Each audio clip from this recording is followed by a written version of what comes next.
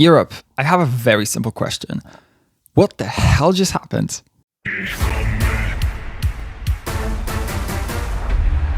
This Eurovision was, in my opinion, a great year despite how it ended, and I feel like I really do need to get some stuff off my chest. And a Eurovision 2025 post-mortem video is the perfect opportunity for me to do that. So, hi, if you're new here, my name is Freyr. I am a Polish sociology student and a big Eurovision fan. I covered the entire season on TikTok, and around April, I also started doing YouTube. So that means I'm kind of newish to the whole YouTube scene. So I would really appreciate you supporting me. You can subscribe to my channel, like the video, comment down below, and follow me on my other socials, which I'm gonna link in the description below. Now, how this is gonna go is we're gonna talk about the first 11 songs that didn't make it to the final, and then we're gonna move on to the final. We're gonna talk about the entries in the order that they finished in. So the winner is gonna be discussed last. Don't go anywhere. Also, while we go through this video, I'm also going to be interjecting some events that have happened around Eurovision week this year as we go further. So let's just do it. Grab a snack, grab a drink. I have my iced coffee here with me, and let's do it.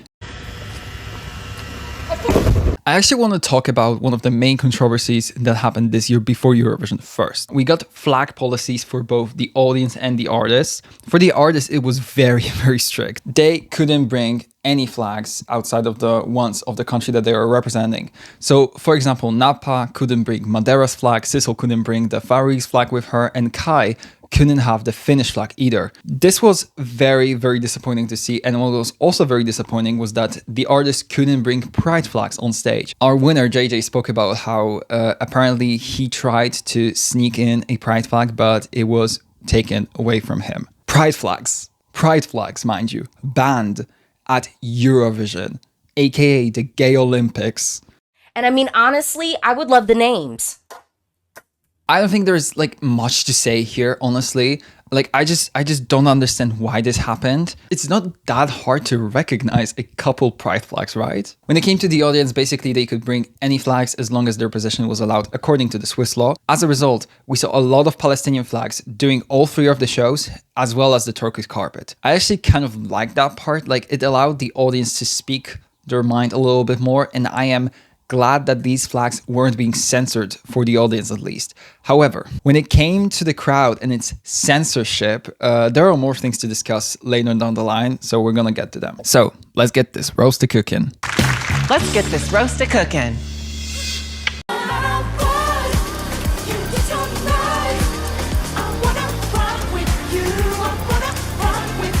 Azerbaijan managed to place last overall, 37th to be exact. Their song was called Run With You and was performed by the band Mama Gama. If you watched that performance, I feel like you probably know why this happened. My God, this was awful. What about you, Sasha? Any stands out for you? I said this from the beginning. This vocal was going to be the downfall of this. And guess what? I was correct. This performance also... I'm sorry, I have to laugh. I have to laugh. I'm sorry. This is so ridiculous. I can't stand here. I can't sit here. I saw someone on Twitter say that it looked like they've never rehearsed it before, and that's not what you want. The staging, or rather lack of it, honestly, the dancing, the charisma optional performance. This was like a car crash that I managed to look away from quite easily because it was also quite boring at the same time.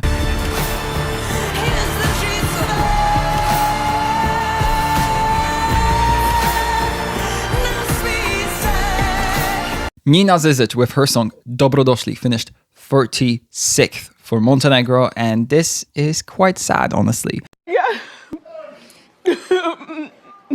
I thought that Nina's voice was the highlight of this performance, despite that one voice crack that she had. However, this staging and also running order position just kind of ruined her chances. This staging was also all the time, specifically with the big pillow thing that she had.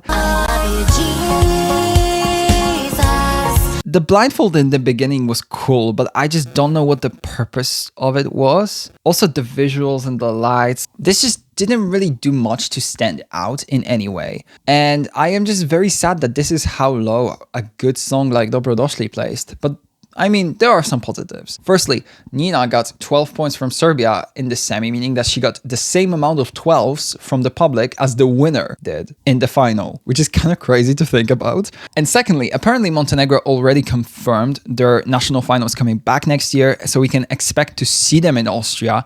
And I am very, very happy about this. I hope that Nina starts a golden era for the country. Next up, goopery, gaggery, non-stop slaggery. Goops.com. Go to that website and you're going to see Belgium.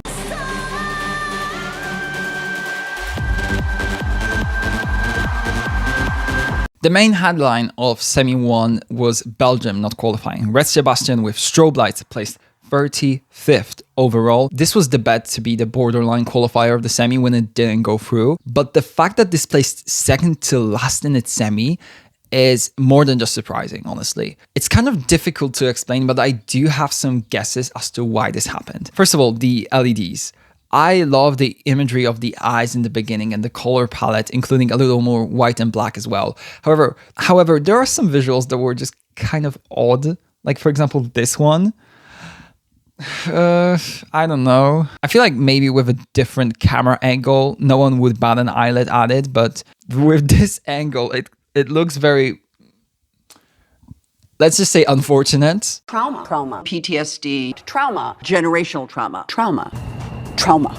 rage and trauma, PTSD, trauma. West Sebastian's voice was also probably not the greatest. You could tell that he was very, very nervous, although I still think it was fine.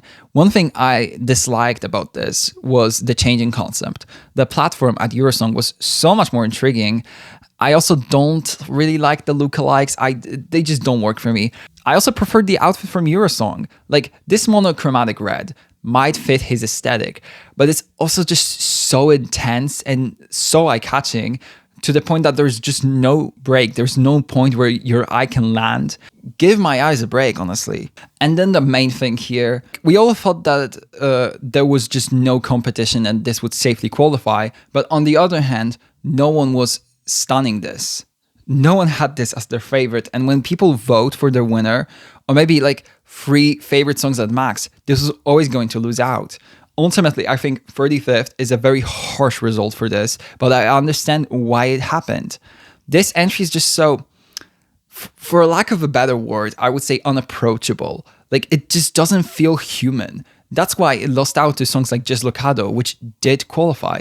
VRT, the Belgian broadcaster behind this participation, has also caused some drama in the Euro fandom, but I will talk about that a little later when we get to a certain country and a certain result, and you probably know what's coming. All I know is I don't wanna be here without your love. Slovenia with Klemen didn't make the final with their song How Much Time Do We Have Left, placed 34th overall and 13th in the semi.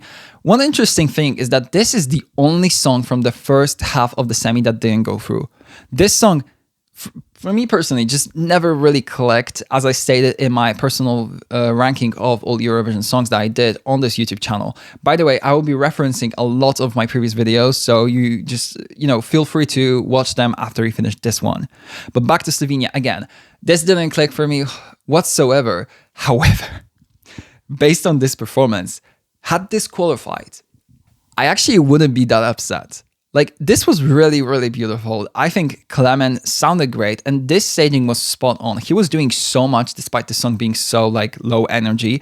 And specifically his wife coming out on stage was just such a beautiful moment. However, I understand why this stayed in the semi-final. The song is just not that good. I also did see some people say that while they did feel moved by this, they also felt like this was asking for pity votes, which is kind of a ridiculous statement in my opinion. Like, we get emotional songs every year, and it's not just like asking for votes, it's being authentic, Okay, so there's some education that needs to be done. I can see that.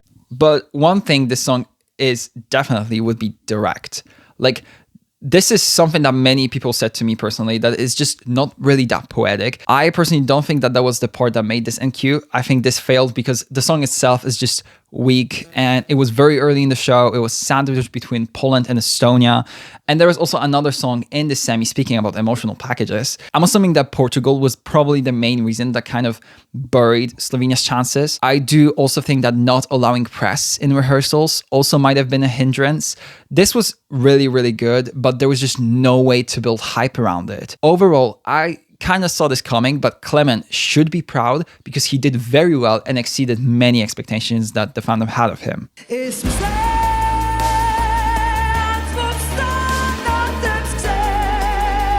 Georgia placed 33rd overall and 15th in the semi 2 with Freedom by Maria Shengelia. I'm just kidding. Could you imagine? If you watched my previous video, you can probably guess that this is way higher than honestly I predicted it to place. Everything was just off about this. Well, almost everything. Mariam's voice is incredible and the Georgian national costumes for dancers was also great, but everything else was just not it. Starting from the song itself, which just very, very quickly transitions into just the most boring ballad imaginable, to the outfits that Mariam had. My god. So let's kick it off and talk about the styling. We have none. My god, she goes from a Star Wars character cosplay from Temu to a Gojo cosplay from Temu again. Why? Like, her stylist must hate her or something, because this is genuinely, this might be like the worst outfit of like the decade and definitely of the year by a mile. The outfit change was also extremely sloppy. The staging was just not inventive at all, boring, predictable. Oh, we're standing on a big rock, singing about freedom, being powerful and whatnot. Girl, wrap it up. Georgia, this was not Firefighter the way to go. Italia! Our Georgian jury points. Firefighter, 12 points go to Italia! I've never wanted to be inside anyone's head that badly until I saw Nutsa Butsaladze give out the Georgian points. My god, like I want to know what happened, because it genuinely just felt like was she smelling toast? Was she having a stroke up there? Because it was just genuinely one of the funniest things I've seen in a while. It was so unserious, so funny, genuinely. I'm gonna be quoting that shit for the rest of my life.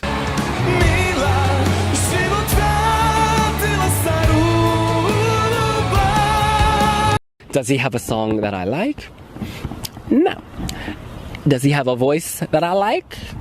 No. Placing 32nd is everybody's least favorite mop, Prince from Serbia. He finished 14th in the semi 2 with Mila, and yeah, kind of checks out. This was hard to watch.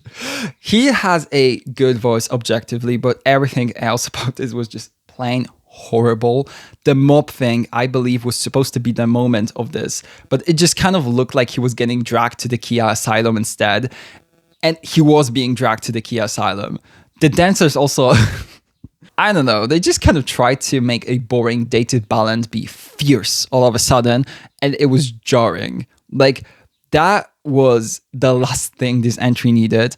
I do find it funny though, because Prince is, allegedly, a massive homophobe. So him being on that stage and trying to be Fierce Mama, Charlie XCX, Snatch My Wigs, Skinny Legend, Versace boots the house down, Slay Queen, Hunty Mama, and Oop Daddy Work, Charlie XCX, Snatch My Wigs, is very funny.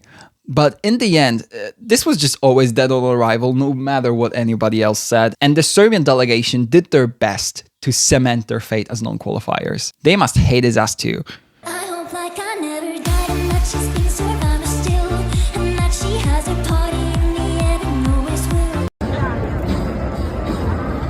31st place now, and that being Ireland. Like a Party by Emmy is their song. This placed 13th in the semi 2, and yeah, again, agreed. This performance was, I think, a step forward from the national final. The big prop that Emmy spends the performance on looked quite cool. However, she spends the entire performance on it. And for a song like this, it just makes it very, very static. Like, for example, in the final chorus, she just could like walk to the front, be like a little more present. I think that was probably the biggest problem about this, is you couldn't feel her presence. She was just a she was buried in that stage. She was silenced by the big prop, the flashy lights, and the dancers. Also, these visuals. Some are great, like for example, the stellar constellation picture of a dog was very cool. But then these dancing AI-looking astronauts. Abysmal. One of the ugliest visuals of the year, although not the ugliest. As for the dancing, I've always disliked this choreo a lot. It just reeks of like, I don't know, primary school play choreo where you have children around like the age of 8 and they can't just really do much more. So you have them do like something like this. Like Emmy sounded great. The color palette was nice. But that is literally just the extent of nice things I can say about this. And I'm really, really trying here.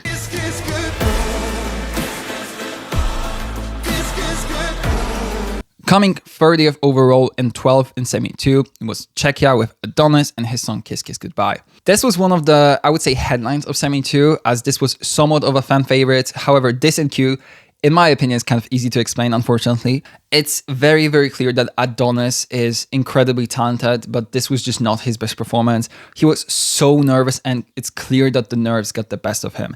He sounded so shaky and also missed a cue in the second chorus.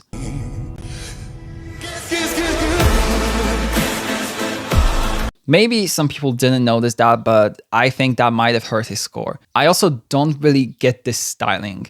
It just doesn't really do anything. The black and white does nothing for the song. I'd argue this needed more like warm lights and not this cold white and just an interesting background. For such a soulful entry, this just felt nowhere near as dramatic and emotional as needed. And also that dance break.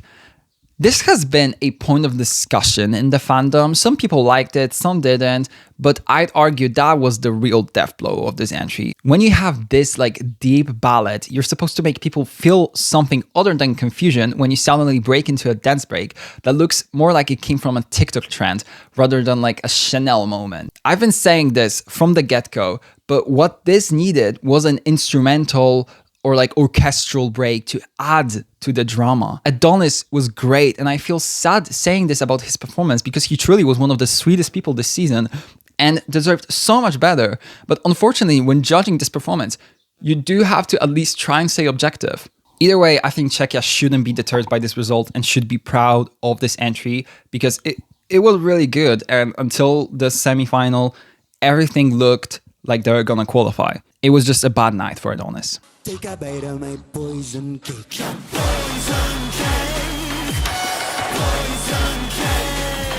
Croatia placed 29th, taking 12th place in Semi 2 with Marko Bošnjak and Poison Cake. That was honestly kind of surprising, but in my opinion, actually kind of deserved. The song was always going to be a problem that this delegation would just not be able to jump over. However, the performance came together, and it was honestly a very compelling package. The outfits, the staging, the big cauldron that they had, the fog, the flashy colors. Yeah, honestly, this was quite impressive. And honestly, the Ochman 2022 CapCut effects actually worked here. The only thing was probably the choreo. It was kind of weird in places, but the acting, the attitude, everything was kind of correct here. And they truly gave their best shot. The song, however, was always going to be this downfall. I think we should honestly congratulate Marko for coming so close to qualifying. Although I wouldn't necessarily say that I am too sad about Marko not qualifying, considering that he, just days after the contest ended, gave us a masterclass on how to ruin your career with just a few Instagram stories. In those few Instagram stories, he admitted to outing somebody in Euroclub, one of the artists, and also said that Ukraine should be disqualified from the contest. Mind you, A, he did that in a Zifferblatt t-shirt, of all things. B, he got 8 points from Ukraine in the semi. Without them, he wouldn't even break the top 30. And C, Ukraine didn't rig the televote. Fucking idiot. But honestly, more on the Ukraine conversation later, because the rhetoric growing around this country is starting to piss me off big time. Some of y'all need to just pick up a book and touch some grass, because these takes are getting wild. Fuck you. You are ugly. Pervert. What the hell? What the fuck? What the shit? You are ugly. I can tell you want a taste of the milkshake. Australia placed 28th overall and 11th in Semi 2 with Milkshake Man by Gojo.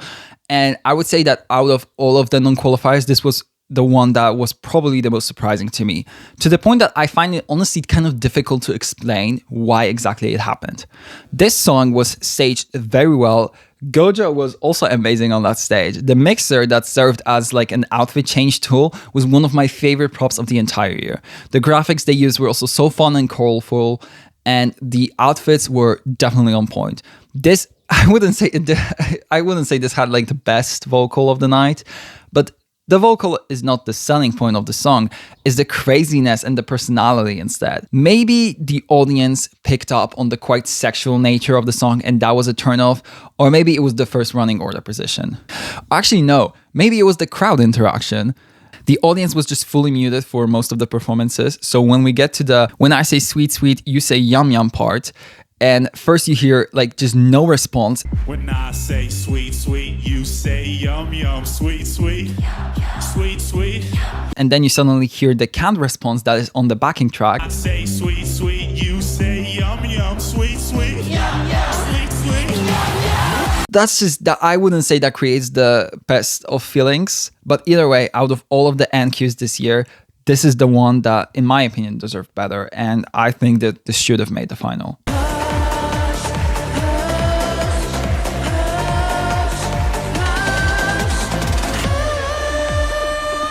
Can you find out where Theo Evan was on January 6th, 2021?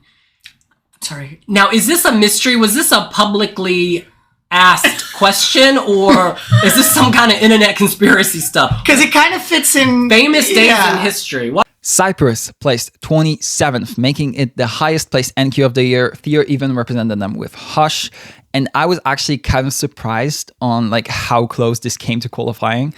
I think Cyprus owes it to Sergio Hyen, who staged this and also delayed running order slot. The staging was, in my opinion, the highlight, but what was not the highlight was the vocal.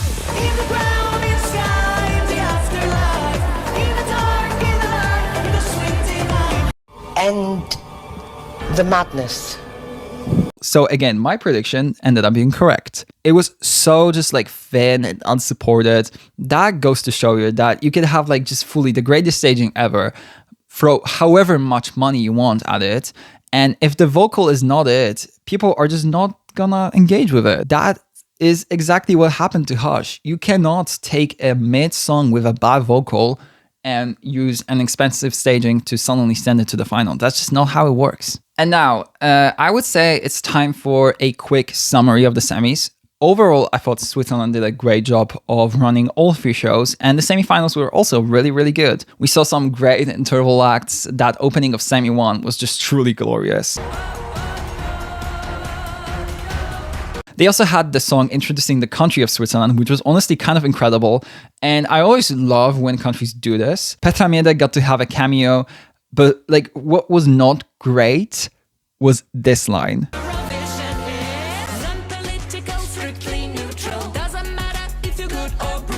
With the full context of what happened this year and also last year, I really hope that I don't have to explain why this was really off-putting.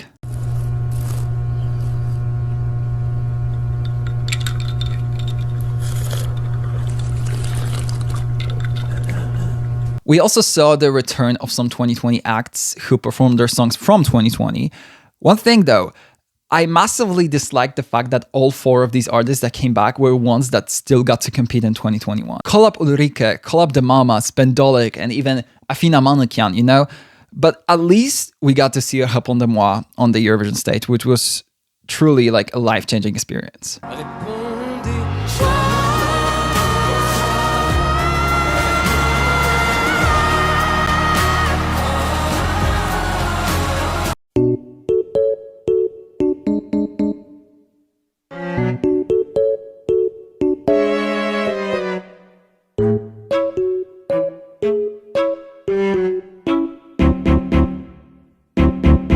Okay, I think we should move on to the final. Let's unpack these results.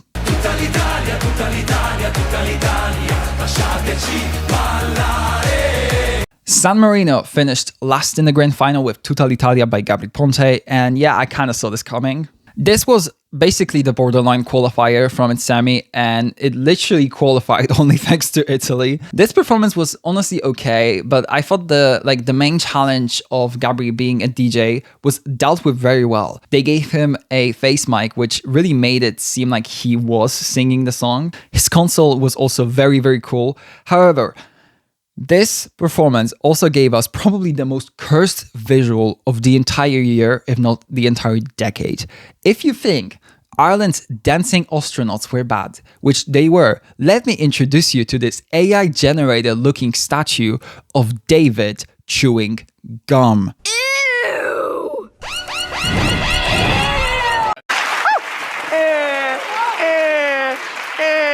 Truth be told, I have no idea if this was AI generated. Maybe it wasn't. But nonetheless, this looks cursed as hell. This is ugly, horrible, bad, disgusting. I bet David was rolling in his grave. I also don't know why they settled for this gray and pink color palette. Like, it was so boring. This song is so vibrant and celebratory. I think some reds, some yellows, some greens would have worked much better and made the performance more vibrant as well. They also had these people playing instruments who were barely even visible for most of the time. I still think that dancers would have been better, but either way, congratulations to San Marino, because this is only I think their 4th time ever competing in a Eurovision final, so they should be very, very proud of themselves.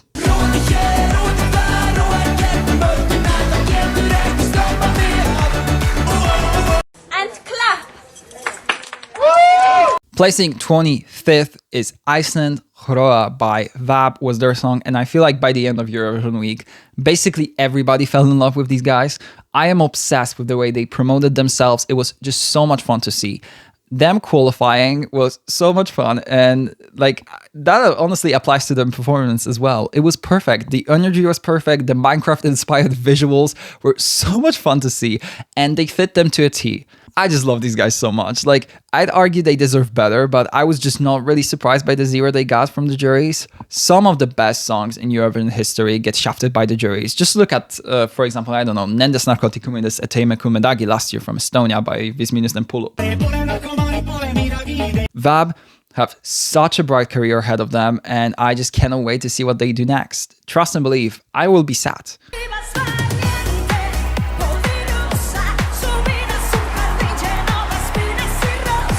Time to visit España. Melody with Esa Diva finished 24th, which wasn't too surprising to me. The Spanish fans really, really loved this song, but not many others did, which equals a 24th finish. My favorite thing about this performance was probably Melody herself. She was just so charismatic, and she truly is a diva. She is incredibly captivating. But then we get to, I would say, my problems with this performance. Firstly, what was this curtain meant to even do? Her coming out of it with this fake applause was honestly not that impressive. The random stares was also quite weird. Why are we borrowing Sheldon Riley's staging for Esa Diva of all things? One thing I also really, really disliked is the colors they chose for this performance. They are just so muted. The gray and white, they are so not appealing at all. I wish this had an explosion of colors. Make it seem like a fucking pride parade up in there. That's what, to me, Esa Diva is. Something camp, something fierce, something fun. Not these Tavo Akis adjacent ruins that they had on the LED screens. The dance break wasn't also the greatest. This performance just didn't feel polished enough in some places. I felt like there were so many ideas here, but also not many of these ideas actually fit the song that they were meant to accompany. This was fun to spectate, I guess, but yeah, there were just a few very odd choices made along the way. I hope that maybe next year Spain manages to choose something that they won't overthink, because that seems like this was this entry's problem. There's just too much happening. There's also too little cohesion for me to really respond to the package.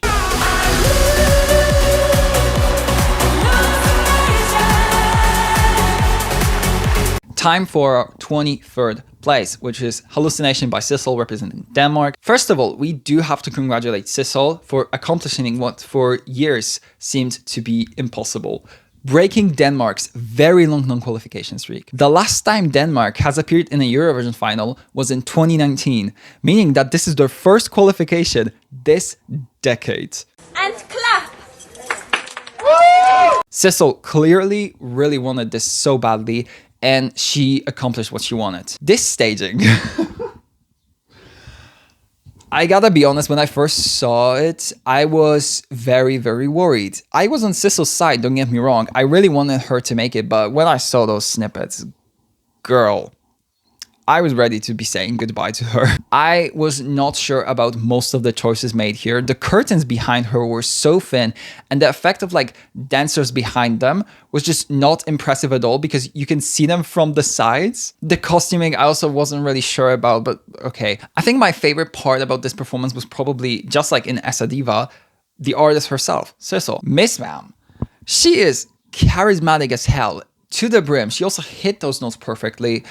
Ultimately, whilst the staging was underwhelming, Sissel herself was enough for this to qualify. It never had too much of a shot in the final, but I hope that this qualification starts Denmark's golden era. I'd love to see it, and I would love for Denmark to follow in, I don't know, the steps of like Latvia last year, who also shock qualified and now are being considered one of the favorites of the entire year.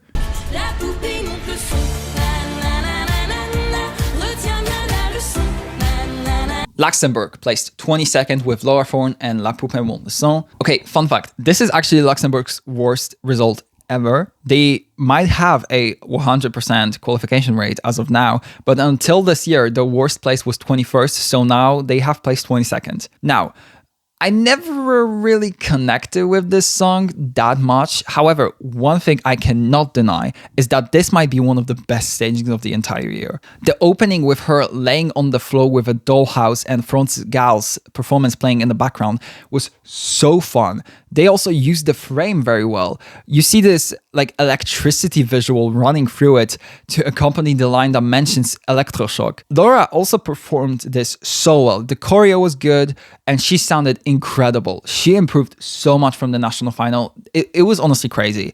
The outfits were a little... like, especially that reveal outfit later on just looks like something a drag queen would wear on like one of the earlier versions of RuPaul's Drag Race and think she was like serving. She wasn't, but Laura still ate this so hard, and overall, I might have not seen this going too far, but one thing I have to admit is that Laura shut me up with this performance.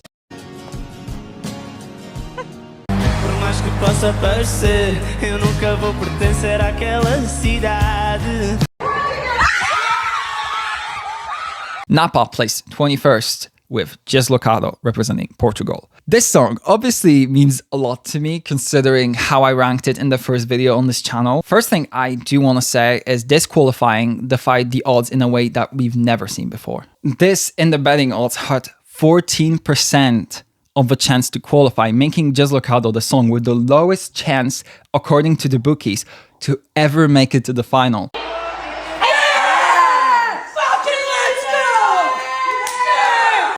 Previously, that record was held by Dons from Latvia, but Napa showed up and said, hold our beers. I was honestly so happy to see this qualify. Being realistic, they were never going to do well in the final, but that didn't really matter to me, honestly. What mattered is that my boys made it to the final, and all the haters were shown their place. But back to Deslocado, this was so special to me. Like, I think this was very minimalistic, but had such a beautiful vibe to it. The vocals were soft and nice, and their energy was just so calming, but also so like happy, so excited. This is a prime example of music transcending the barriers of languages. This connected with the people watching, even if they didn't understand what they were singing about. Looking back, it's crazy that more people didn't see it coming. I'm coming, and before you come, you scream, I'm coming, and I echo loudly, I'm coming. This was just such an obvious turn of events. All of you, and I'm talking to you, all of you who didn't believe in Deslocado should take the L and sit down. Yup. I was a believer in this from day one, from the get-go, and I will proudly wear my badge of honor for this.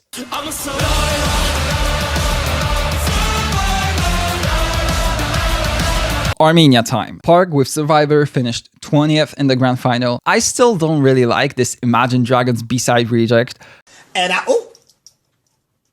But this is another one that quite worked live. The treadmill was honestly a fun idea and was definitely quite challenging to execute, especially for Park, you know, because he's singing the song. I like the effect that they had with the camera during the choruses as well. This felt so kind of like, I don't want to say it, but like straight, but in a good way. This felt badass. I mean, the styling with the leather and mud, like the aesthetic here was spot on, even if it wasn't necessarily for me. Park also, I think, sounded great. At first, I remember being quite shocked about disqualifying, but with more time, I definitely understand why this happened. Armenia managed to take a painfully mid-song and elevate it to a live performance worthy of Eurovision. What the hell just Time for the United Kingdom. Remember Monday with What the Hell Just Happened truly created an anthem for this year's contest and probably the contest to come, because this title itself perfectly describes the events of Eurovision this year. But my god, this was amazing. The staging was so much fun and these girls sounded perfect. Give her her tens. Give her what she's... that's one thing about me. I give tens what tens are due. I'll tell if you look crazy. I'll tell if you look stupid. The outfits were also so gorgeous. I was so happy to see the juries appreciate them. The televote, on the other hand. 0 points. Of all the songs this year, this one getting 0? Like, girl. This, like, Broadway-esque, Chapel Roan, pop-adjacent music has a massive audience. So I don't really understand why this got a 0. Genuinely don't understand it. It's so weird. This was so just like accessible and performed stunningly. So yeah, I don't understand why that happens. Well, maybe I should say, what the hell just happened? That pun is so unfunny, but honestly, it works perfectly. Like, we need to start standing Remember Monday because they truly gave us the catchphrase of the season. I'll be my own lighter. Nothing can burn me now. Time to visit Norway. Carl Alessandro opened the show with Lighter. He was a great opener. This song is full of energy and, in my opinion, he quite ate.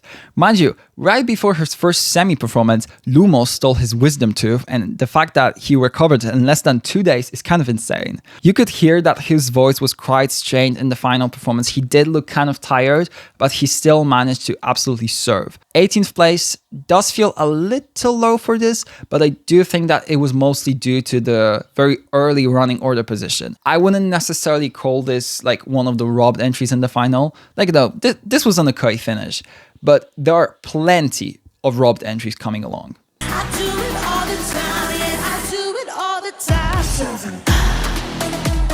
Mirjana Conte from Malta finished 17th with Serving. This performance was honestly kind of insane. The visuals were so rich, the outfits were crazy, the dancing was so naughty too, like, oh my god. I loved it. And listen, to be honest, they made it as canty, pun intended, as they could without singing the word itself. And yet, I think that might have been the problem. First of all, with the audience being fully muted, we couldn't hear the scream can't. And secondly, and it might just be me, but it almost feels like the grand European public got quite prudish this year, for lack of a better word. We've seen some more risque entries get appreciated. Look at, say, Slow-Mo in 2022 and Karja. I mean, Karja had a full-on human centipede on that stage in 2023. But for some reason, more horny entries this year all just got fully trashed by the public. Milkshake Man and Serving being prime examples of that. And there's one more coming up soon. This getting 8 points from the public is sad and undeserved, despite the fact that I can understand why it happened. The juries gave this some points, which was nice to see though, but this performance was honestly so iconic. I loved every second, and Mirjana is probably also the artist that improved the most throughout the season. She was great in MESC, but I had no idea she could bust out notes like these when she performed at Eurovision. We truly saw the rise of a new global icon, and I cannot wait to see what she does next. Serving can't forever.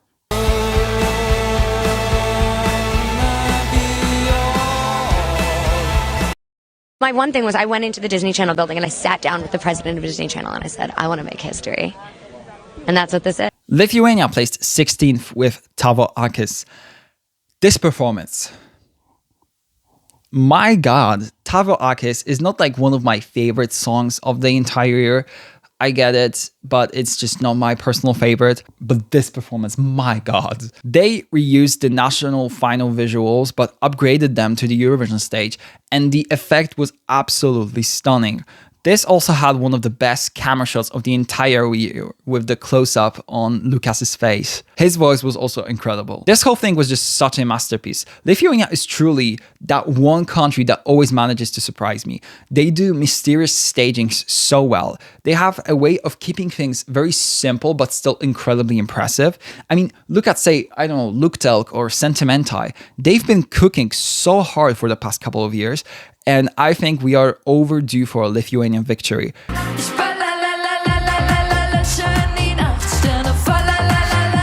Let's visit our 15th place, that being Germany with Boller. Abor and Tina had a bit of a tough national final season, let's say, with everybody doubting whether Tina could actually sing this song. But in the end, they proved the haters wrong. They got very, very similar scores from both the juries and the public, honestly, which is a good sign. Boller has also been getting a lot of attention on the charts, which is also incredible to see. Back to this performance. I loved it. The club they recreated in the big boombox, the cool like futuristic cello, the outfits, the Eurovision version of Brat Summer. Everything about this was just so much fun and I loved it. Good job, Germany. Honestly, good job. I just hope y'all don't retreat to like nothing burger, meaningless radio pop next year. I made that may sound a bit rude, but I'm not rude.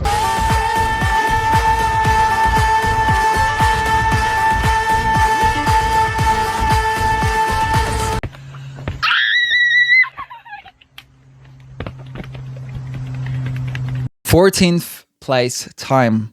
That being my country, Poland. Gaia by Justyna Steczkowska was our entry, and yeah. I'm gonna be doing a lot of work defending the juries in this video when we get to the higher placings, but this was one of the instances where the juries proved tasteless. This woman was flying, hitting some of the highest notes of the edition, dancing, summoning dragons, and the jury gave her a total of 17 points.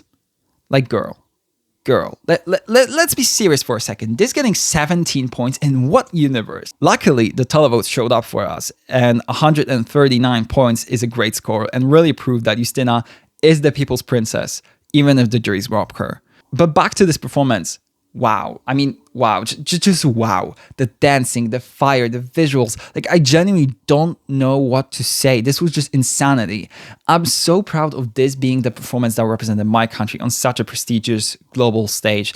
And I am proud of Justyna and the Polish delegation. They really did their big one with this.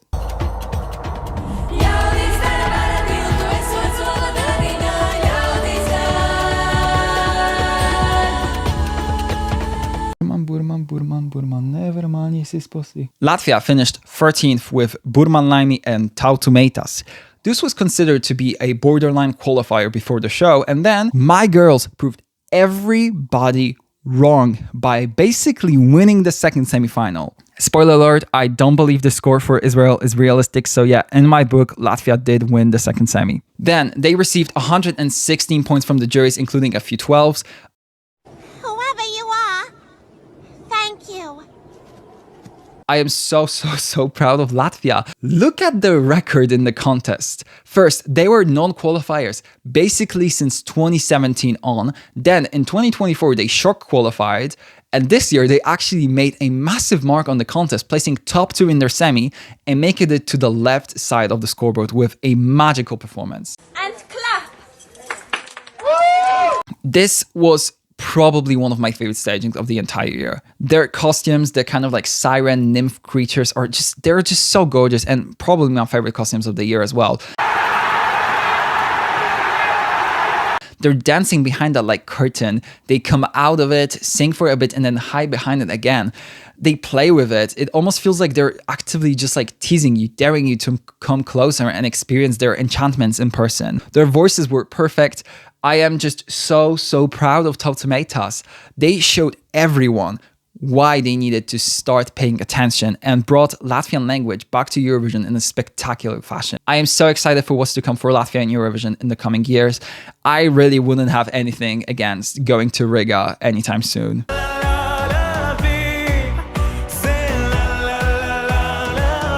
The Netherlands with Claude are up next. He finished 12th with Salavi.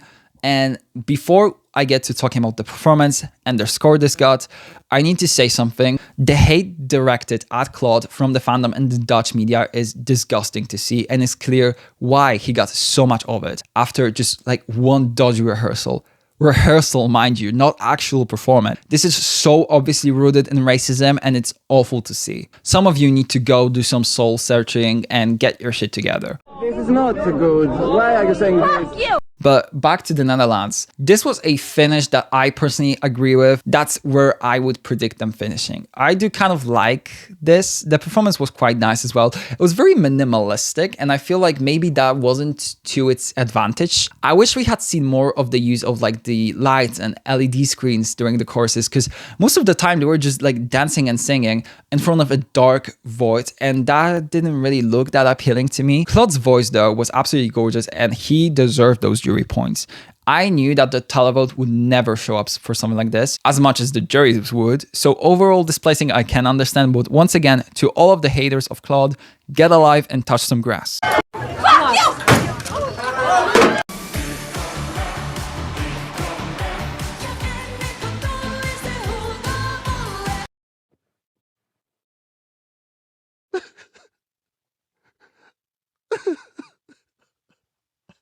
This might be the most robbed song of the year, or the decade, or the century. Erika Wickman representing Finland with Iskome. My God, how the hell did this not make it to the top 10? I don't think that's where I want to start. Let's talk about the performance first. This woman is the living embodiment of stage presence and charisma. Her facial expressions, her eyes, she's just so alive on that stage. She's so into it. The staging mainly focusing on her was a genius move. She has the presence that some people couldn't achieve even with like 20 backing dancers. The big microphone was epic. The visuals were perfect. I love the use of the frame as well. I love the use of the frame, the fog, and the lowered lights, especially in the part where Erika does her little strut. That fog and the lights kind of close off the space, making you focus on her even more, which in my opinion was such a good choice. Oh, so this is a song about sex. Erika did all she could do to elevate this song. Yeah, I obviously adore this. So 108 points from the public is... Are you trying to get a rise out of me? Are you happy now? Yeah, and then the juries, her jury share was apparently one of the best, and she got 88 points from them. I'm so happy. I'm very unhappy. Like, I don't understand this. Yes, horny music might not work for everybody, but this is more than just a song about sex. It's a song about self-confidence. It's just a full body experience. I talked about this already when talking about serving. The prudish nature of this year's televote definitely hurt this. I do also think that muting the crowd hurt this a lot. I mean, the audience was literally chanting her name, and we heard none of that. I am actually so mad about this. This should have won, and I don't care. Yup. It was so much better than 11th place, and Europe, I'm calling you out on this one. Get it together.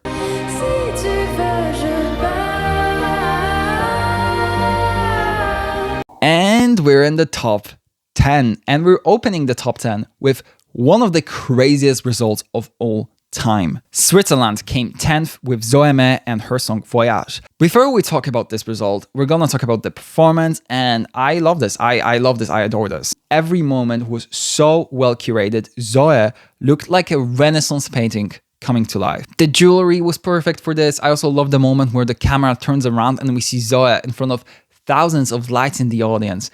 This shot specifically, hang it in the Louvre. Speaking of the lights, I love how at first we see those lights. They kind of like come and go very quickly. They're like a little shy, not too powerful, but eventually they shine very bright, and then the audience gets to be a part of this performance as well. All of that fits so well with this song's message. Okay, are we ready to talk about this result? Because this was honestly ridiculous. The juries loved this, and deservedly so. This finished second with the juries. And then the televote points were given out, and this received a big fat zero. This, if I'm not mistaken, is the biggest disagreement between the juries and the public. The biggest in like Eurovision history. And for this one, I am definitely gonna be blaming the public.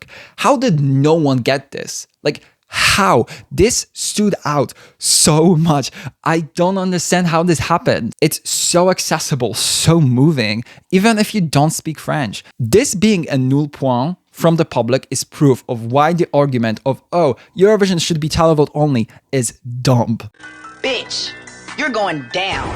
But I mean, there is a stronger argument against this coming soon. So finishing off this section, this was robbed, and had we stayed in Switzerland for next year, it would have been deserved.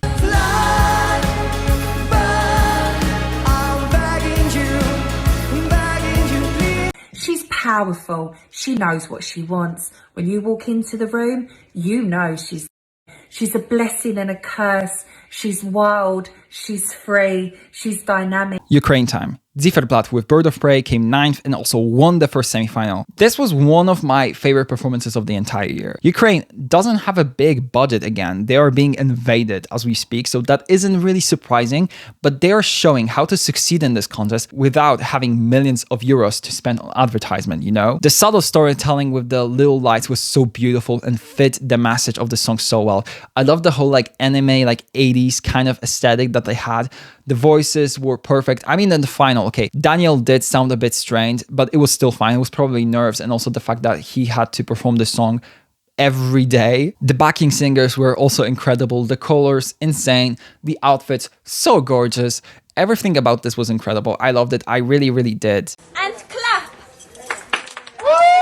Okay, now I'm gonna go on a bit of a tangent. Because after the first semi-final, we've started to see this massive race of like anti-Ukrainian rhetoric in this fandom, with some major creators later after the final also calling for the disqualification of Ukraine and basically putting them in the same bag as Israel, basically saying, oh, countries at war shouldn't participate. It's not that I want to call anybody stupid for saying this, but don't mind if I do. Fucking idiot. I think the low number of people who understand why Ukraine's situation is different in the context of Eurovision is alarmingly low. Ukraine is at war, yes, but it's not their fault, unlike Israel. Ukraine here is the victim, whilst Israel is the aggressor. That in and of itself is a massive difference. Also, the points that Ukraine is receiving are coming from much different places. Like if you compared it to countries, when the invasion of Ukraine happened, we did not see the Ukrainian government buying out ads in Times Square or on YouTube saying, hey, you can vote for us up to 20 times. No, nothing like this happened. Obviously, the invasion on Ukraine probably did help Kalisz Orchestra win the contest a bit, but that wasn't like a full-scale televote rigging operation. This was coming from individuals who decided to rally behind Ukraine. The following year, the contest was uplifting Ukrainian art when the country itself couldn't host, and their scores stayed high, partially because of the massive Ukrainian diaspora. That diaspora specifically works differently to most of the other ones because its majority is very, very fresh. These are people who fled Ukraine only a couple years ago and who still miss home, and thus are more likely to engage with Ukrainian language media. However, what I think most people are failing to see is that diaspora isn't everything. Diaspora isn't gonna buy you a win. They can get you a point or two higher, but they're not guaranteed a top 10 finish. Look at, for example, Portugal. They have around 60,000 Ukrainian refugees, and this year they give Ukraine 10 points in the televote and 8 in the jury. But then you look at the total number of people who watched the grand final of Eurovision 2025 in Portugal, which is estimated to be around 1.3 million people, which is a lot. So in order to get those 10 points, every single Ukrainian refugee in Portugal must have voted, and also so much more of the public must have voted for them as well. If you quickly calculate, that 60,000 refugees isn't even 5% of the entire public that watched the show in Portugal, and it's very unlikely that all 60,000 of them watch the show anyway. And with the war in Ukraine not being that big of a headline anymore, because sadly we've gotten used to it by now, that just wasn't really a factor. So if you can do basic math, you should be able to see that this isn't Ukraine rigging the contest or having an unfair advantage. Ukraine is loved by Europe for different reasons. We love the music they are sending. They are sending stuff that is authentic and not emotional ballads in the sense of woe is me, life is so hard for me, oh my god. They're not praying for pity votes. They just sent quality that speaks for itself. Oh, and also, Y'all are acting like Ukraine suddenly got good at Eurovision because of the war. And mind you, they won it twice before the war started in 2 different decades and also amassed a full of 10 top 10 finishes before 2022. Like, let's be serious for a second. It's not Ukraine's fault that they are just incapable of sending anything that's bad to the contest. So again, Ukraine haters, suck it. Get alive.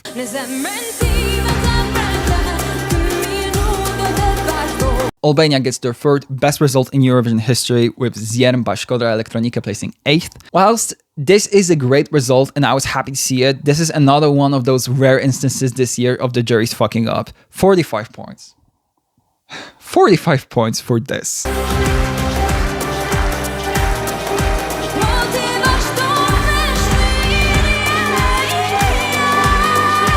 The televote did luckily show up for Ziem and I was happy to see it. This was the best staging of the entire year. This song has those 2 worlds that exist within it, represented by Beatrice and Cole respectively.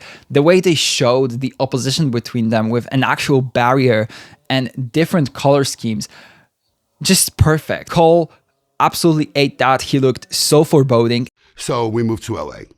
My father gets a job at the Palm restaurant. My Uncle Junior works there, who is a Jehovah's Witness, believe it or not. He went from Catholic to Jehovah. And Beatrice obviously ate that performance. I also really loved her dress, this kind of like glamorous like muscle tissue with gorgeous metallic red. Oh, the styling was just perfect. I could genuinely talk about this for hours. Škoda Elektronika cemented themselves as Eurovision icons, and had it been Tirana 2026, trust and believe I would be happy.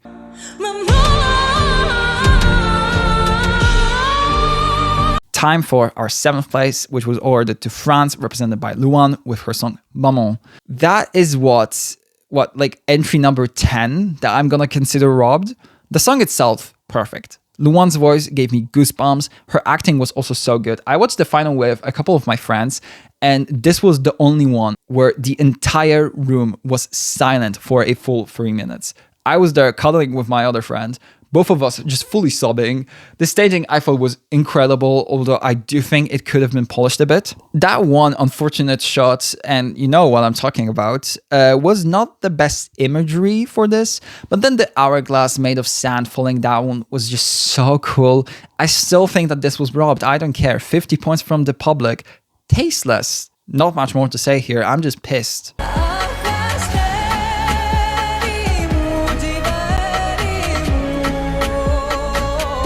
Greece placed 6th with Klovdia and her song Asteromata. This was a bit of a shock for me, but I still think that this was deserved. Was the performance perfect?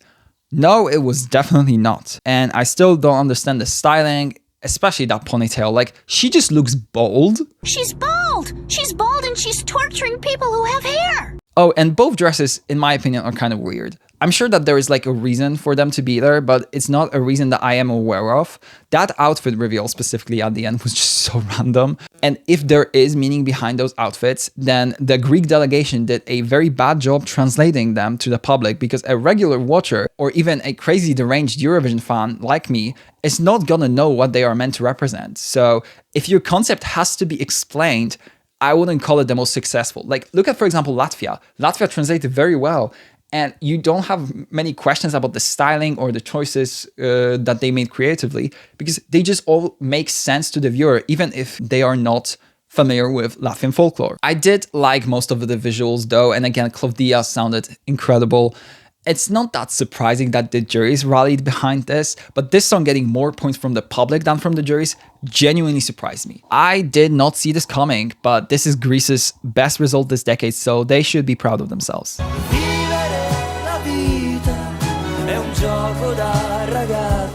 We have entered the top 5, starting with a song that surprised a lot of people, but not me.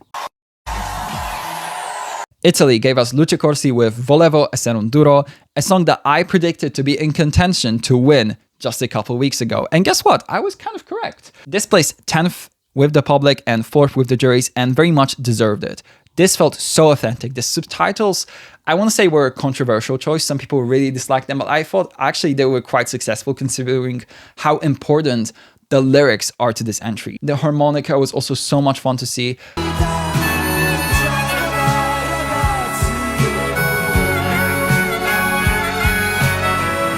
I loved it so much, and I'm so proud of Lucio. By the way, this is Italy's 8th top 7 finish in a row. Crazy record. Oh, and also, I would sacrifice my life for Topo Gigio, who was the spokesmouse for Italy this year. Our 12 cheesy points go to United Kingdom. Like, he's genuinely just the cutest. I love him so much. Our 4th placer this year was also the favorite of the bookies, Sweden. Kai with Bara Bada Bastu did very, very well. And I am really, really surprised by the narrative around this entry now. Like, people think placing 4th in the final is somehow a flop placing. Like, girl, so many countries have never even seen a top 4 finish in their wildest dreams. This was incredibly slick. The performance was literally the same as it was at Melfest, which meant polished and well produced. They really ate this so hard. Maybe the lack of changes hurt them a little, but honestly, on the night, this still really stood out. This was so much fun to watch. We all thought that this was going to win the televote, and then it didn't even come close to doing so, which was surprising, but their score was still great nonetheless. They deserved it, and yeah, everything checks out here. I don't really have much to say about this. This was great. Good job, Sweden. Stop sending mediocre pop to the contest.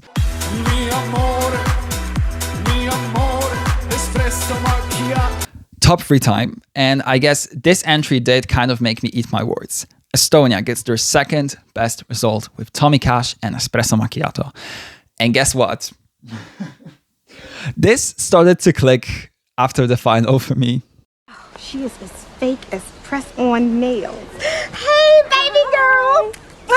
Now, don't get me wrong, it hasn't showed up in my rankings that much, but like, I did stream it a couple times and actually enjoyed it. This performance was, well, vocally kind of imperfect, but this is the type of song that I feel like doesn't really need a great vocal. I disliked the fake stage invasion. I still don't understand why it was included. The visuals, though. That dancing plane was honestly the highlight of the night for me. Honestly, it was so freaking funny. The score from the juries was surprisingly high for this, but the televote score wasn't surprising at all. However, when this finished 1 point behind Israel, that was the moment where I started to shit myself a bit. Like, the one time I was actively rooting for Tommy Cash, he missed by 1 point. My God, the stress of that night probably took a couple years off of my lifespan. Oh, and speaking of Israel, it's time to talk about one of the most successful rigging operations in the history of this contest. Everyone cries, don't cry at home. Life could be worse. No, not really. This is the worst. This is the worst. This is the worst. Israel finished 2nd with Yuval Raphael and her song New Day Will Rise. And I meant to believe that this is a realistic result. Before I get to talking about this result, I do want to preface what I'm going to say with the following words. Firstly, I know that some people would disagree with me on these takes. People who disagree with the state of Israel tend to receive a lot of vicious hate, even in the Eurovision fandom. I mean, look at what they did to, like, say, Maxi Rainbow. Also, my opinion is political. Yes, I am bringing politics into this contest. And that is because this contest is political. And as long as you have a competition between countries, it will be political.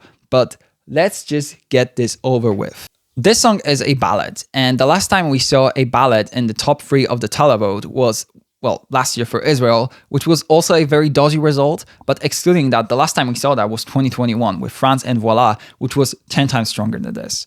This is not a song that the televote should like. It doesn't stand out, and there were stronger ballads than this in this show. Look at Maman, Volevo Ser un Duro, Voyage, Wasted Love, Astero Mata, to name a few, and I would argue even some of the non-qualifiers were stronger than this. If you're looking for an emotional song to attach yourself to, this is not one that will leave any kind of impression. Definitely not with such kitsch staging. The stairs were so, like, what was the purpose of that, honestly? I also found it very funny that the jewels hanging from them occasionally reflected the light and as a result fully blinded the camera. The sewage water visuals were also well suited, I guess. This got 60 points from the juries, which was, I guess, predictable, and they won the televote on the back of a massive advertisement operation that was funded by the Israeli Ministry of Foreign Affairs, meaning that basically the government of Israel pumped millions of euros to show these ads in many places, including Times Square. On a side note, when I saw the Polish version of this ad, I genuinely couldn't understand what she was saying. Like, if I was considering voting for this, seeing this ad would have made me change my mind. At least Eden last year tried a little harder with her pronunciation. These ads also really highlighted that you can vote up to 20 times. If this doesn't scream shady business, I don't know what does. Oh no, actually I do. Let me present you with a few instances of why this is very suspicious. Firstly, look at the countries that gave Israel 12 points in the televote last year and this year. Interesting, right? Then we go to Belgium. VRT published their televote numbers divided between SMS and online voting. The amount of votes not only doubled in the last 2 years for them, partially with the online voting being introduced. However, look at these two numbers with the semifinals that Belgium was in. Last year, they were in a semi with Israel, and their number was around 40,000 votes. This year, they weren't with Israel in the same semi, and the number was around 25,000 votes. And then look at the final vote this year. 220,000 votes. In the year that, as VRT reported, the viewing figures in Belgium were the lowest they've been since 2016. Interesting. Also, since New Day Will Rise won the televote, I'm sure Europe loves it, so it must be performing very well on different charts, right? Right? Oh, no, it's actually nowhere to be seen on charts, and it's getting outstreamed by a song that got 0 from the public. Interesting. Clearly, the Israeli government didn't bother to buy out enough streams to accompany the ads. No one is listening to this because it wasn't the true winner of the televote. Look at the televote winners and their chart numbers. Rimtim Tagidim, Cha Cha Cha, or Stefania still gain thousands of streams every day and top the charts following their wins in the public vote. We are meant to believe that this song legitimately scored 297 points from the public.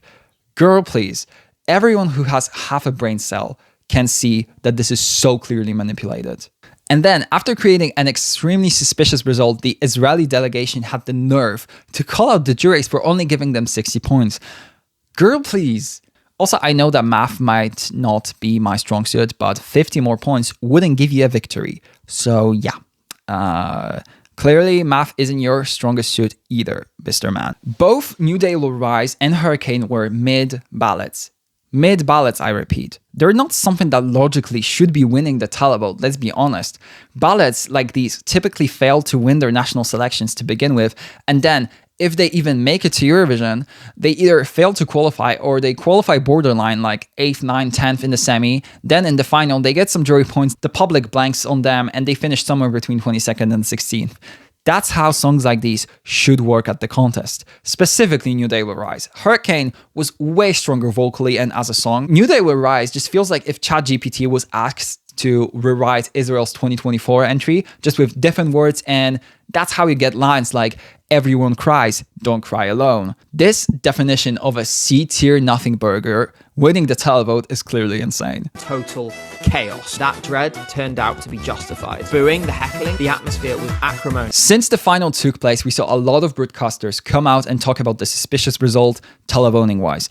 Ireland, Norway, Finland, Slovenia, Spain, Belgium, Iceland, and Netherlands all came out to request an investigation. Netherlands, Spain, and VRT also called for the exclusion of Israel, with Spain's prime minister getting involved, Belgium threatening their participation, and Netherlands saying that the EBU must reflect on the core Eurovision values because they are breaking them by including Israel. And I think that this is a good place to start. Broadcasters need to start getting more active and demanding explanation, and also Israel's disqualification. We're in a better spot than last year, but we do need more. I do think we're starting to see some light on the end of the tunnel with certain countries and their stance on Gaza, which might allow for this to finally happen. I mean, BBC News and New York Times are covering this story. A lot of people are interested in this, and the EBU is clearly being more pressured than they were ever before about this. Israel's exclusion is a must, but other than that, we need more to change around the voting system. It's just too flawed. Firstly, we need to have a number of possible votes reduced from 20 to a much lower number.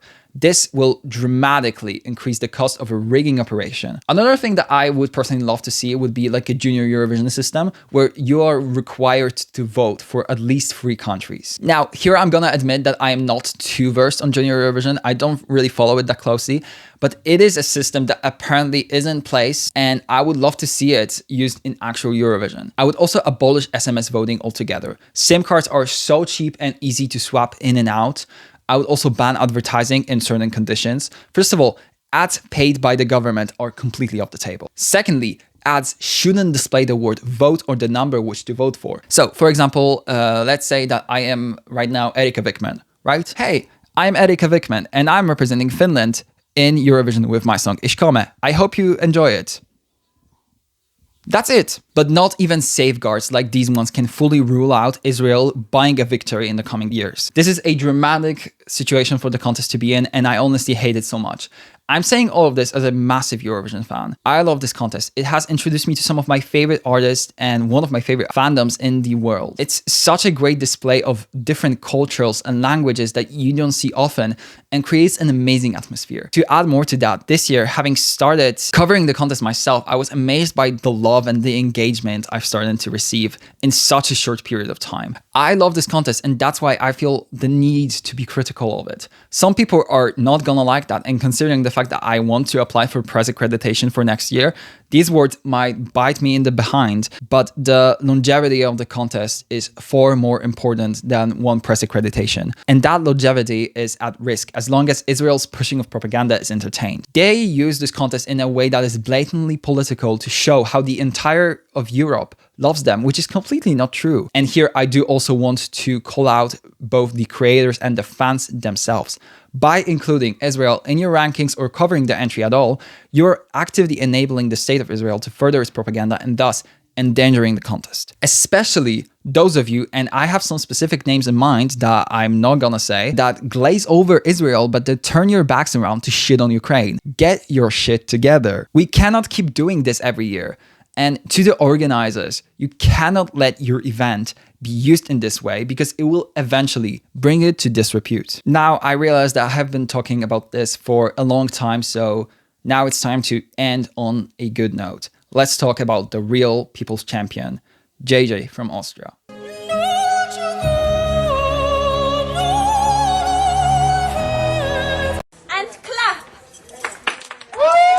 Austria has won the Eurovision Song Contest 2025 with JJ and his song Wasted Love. I gotta admit that I wasn't too big of a believer in this, but my god did this work on stage.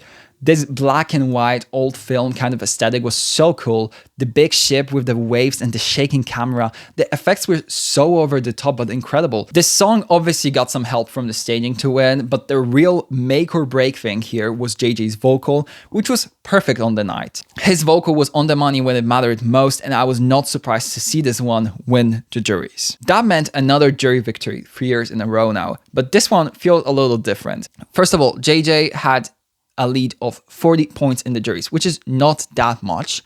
This also placed 4th in the televote, so it's not like the juries showed up for this and then the public was like, ugh. I think that this is a clear example of why the juries are needed, because they fully saved us this year. The juries might not have done everything correctly this year, but they managed to save the contest when the public failed. I think JJ's reputation as a winner will remain positive. When we reach that final split screen, everyone who has an inkling of a moral spine, or anyone who wants the contest to survive, was rooting for Austria. We weren't united by music, we were united by Austria. I think it's time for my final thoughts on the whole contest this year.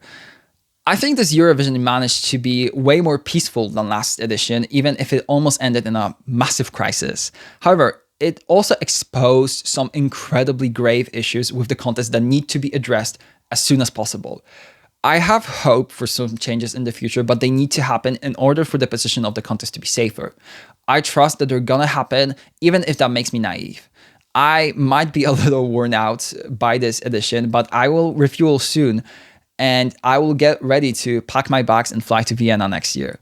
Hopefully next year the contest won't be having to dodge a bullet right in the heart. I will be covering the contest just like I did this year, probably even more extensively to be honest. I'm planning a lot of fun stuff for the future, and I'm obviously planning to be at Eurovision next year as press if I manage to snag an accreditation. I'm also going to be doing a lot more stuff outside of Eurovision, which I hope you will also stick around for. That's it for me today. I have been yapping for, I want to say like 2 hours now, and I am really, really tired. I need to drink some water, but you will see me more on your timeline in the coming weeks, and I hope to see you again as well. See you soon. Bye.